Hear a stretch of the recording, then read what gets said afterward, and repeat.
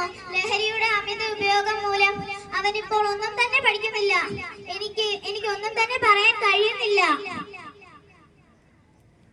എന്റെ മകന് സ്പോർട്സ് താരമാകാൻ വലിയ ആഗ്രഹമായിരുന്നു. പക്ഷേ മനോനില തെറ്റി അവൻ എങ്ങോട്ടോ ഓടിപ്പോയി. ഒരു പക്ഷേ അവൻ മനോനില തെറ്റി തീവണ്ടിയുടെ മുന്നിൽ ആത്മഹത്യ ചെയ്തതാകാം. ചിലപ്പോൾ ഒരു നേരത്തെ ആഹാരത്തിന് വേണ്ടി മല്ലടിക്കുന്നുണ്ടാവാം. പറയൂ, നിങ്ങൾ ആരെങ്കിലും അവനെ കണ്ടവരുണ്ടോ?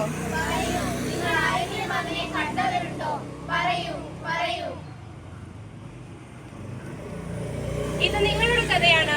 അല്ല, ഇത് നമ്മുടെ കഥയാണ്. പുകയില മൂലം ദുരിതം അനുഭവിക്കുന്ന എത്രയോ പേരുടെ കഥയാണിത്.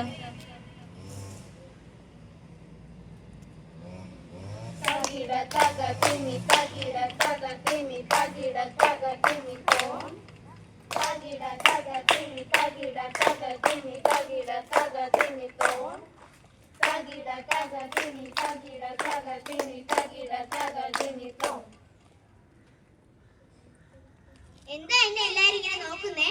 എന്നെ കണ്ടിട്ടുണ്ടോ? എന്നെ കഴിച്ചിട്ടുണ്ടോ? ഞാനേ നിങ്ങൾ ഉദ്ദേശിക്കുന്ന ആളല്ല. എനിക്കൊരു കച്ചവടമുണ്ട്. 100, 1000, 10,000, ലക്ഷക്കണക്കിന് വരുന്ന കച്ചവടം. കൂടുന്ന എന്റെ കൂടെ, പോരുന്ന എന്റെ കൂടെ.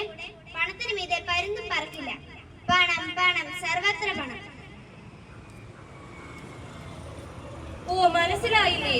ചിന്താശേഷിയും ബുദ്ധിശേഷിയും ശാരീരിക ശേഷിയും തലമുറയെ നശിപ്പിക്കുന്ന വിത്ത്, മരണത്തിന്റെ വിത്ത്. ഇത് മരണദൂതൻ.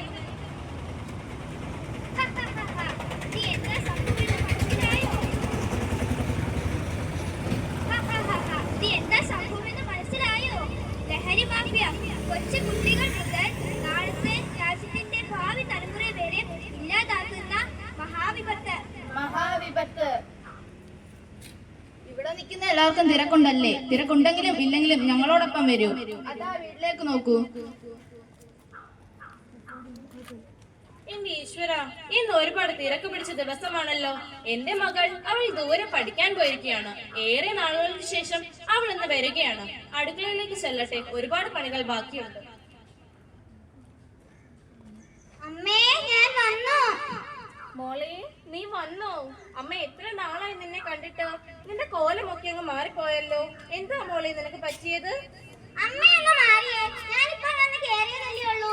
ഇപ്പോൾ തന്നെ അമ്മയ്ക്ക് ഇതെല്ലാം അറിയണോ?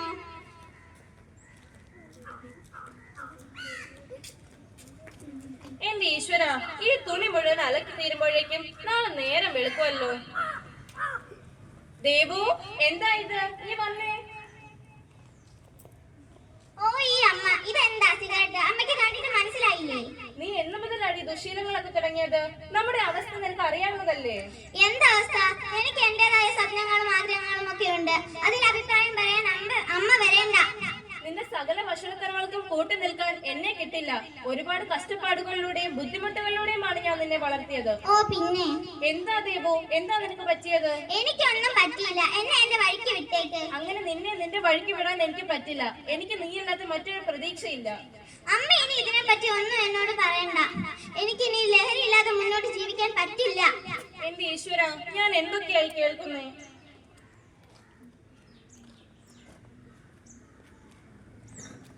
ഇന്ന് യുവാക്കളിലും പ്രായമായതിലും കുട്ടികളും അടക്കം എത്ര പേരാണ് ലഹരിക്ക് അടിമപ്പെടുന്ന വാർത്ത നാം ദിനപ്രതി കേൾക്കുന്നത്. ലഹരി നൽകുന്ന സന്തോഷം ക്ഷണികമാണെങ്കിലും അതിന്റെ പാർശ്വഫലം വളരെ വലുതാണ്. ഒപ്പമുള്ളവരിലും ഒത്തുകൂടലിലും ഇത്തരം അപകട സാധ്യതകൾ ഉണ്ടെന്ന് കണ്ടെത്തി അവരെ നമുക്ക് ജീവിതത്തിലേക്ക് തിരിച്ചെടുക്കാം. ശിരസ്സുയർത്തി പറയുക, ലഹരിക്കടിപ്പെടില്ല ഒരു നാളും നാം. വരൽ കണക്കിൽ കിട്ടിയ ജീവിതം എറിഞ്ഞുടയ്ക്കുകയില്ല നാം.